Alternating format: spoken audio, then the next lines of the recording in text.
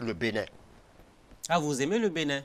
J'aime le Bénin. Avec Le Bénin, c'est avec le vaudou. Le Bénin, c'est la capitale de la culture africaine.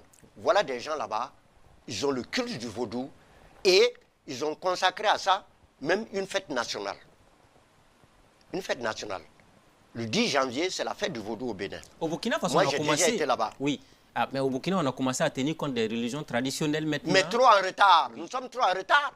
Mais on a commencé quand même à tenir compte de ça dans les institutions. Mais depuis longtemps, on aurait dû le faire. Vous savez, le mal de l'Afrique même, c'est d'avoir des dirigeants qui sont dans ces religions révélées là. C'est ce qui a prévalu jusqu'à présent. Et c'est ce qui nous met en retard par rapport à l'épanouissement de la culture africaine. Quand vous avez des présidents qui sont des Joseph et puis des Mohamed et puis des choses, vous voulez comment? Vous voulez qu'ils développent la culture africaine comment?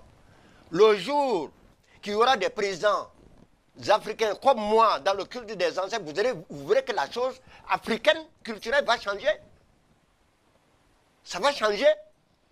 Certains États aujourd'hui qui se disent laïcs ne sont que laïcs que de par la constitution de non.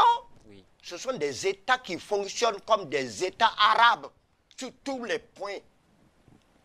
Et regardez autour de nous. Regardez autour de nous. Moi, je le dis.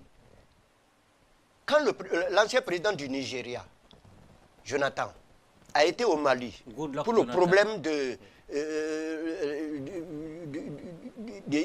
Ibeka là. Le coup d'État, oui. Mais voyez, mais il a consulté les cheikhs de la religion musulmane. Mais il n'a pas consulté des traditionalistes. Ah, ça, quand vous avez regardé ça, vous êtes dit il a raté sa mission. Je dis, il est hors sujet. Il est hors sujet. Mais on a vu aussi. Et quand on dit Jonathan, on connaît. On connaît de quel bord il est. Ce n'est pas étonnant. Moi, ça ne m'étonne pas. Mais un autre aspect important, on se rend compte qu'un enfant peut naître aujourd'hui, grandir jusqu'à mourir sans connaître sa généalogie, alors qu'il connaît la généalogie des autres peuples. Est-ce que ça aussi, ça ne contribue pas à détruire ce qu'il y a comme substance et substrat pour le continent africain?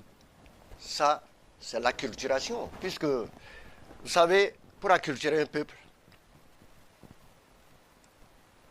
il suffit de lui faire adopter ta culture.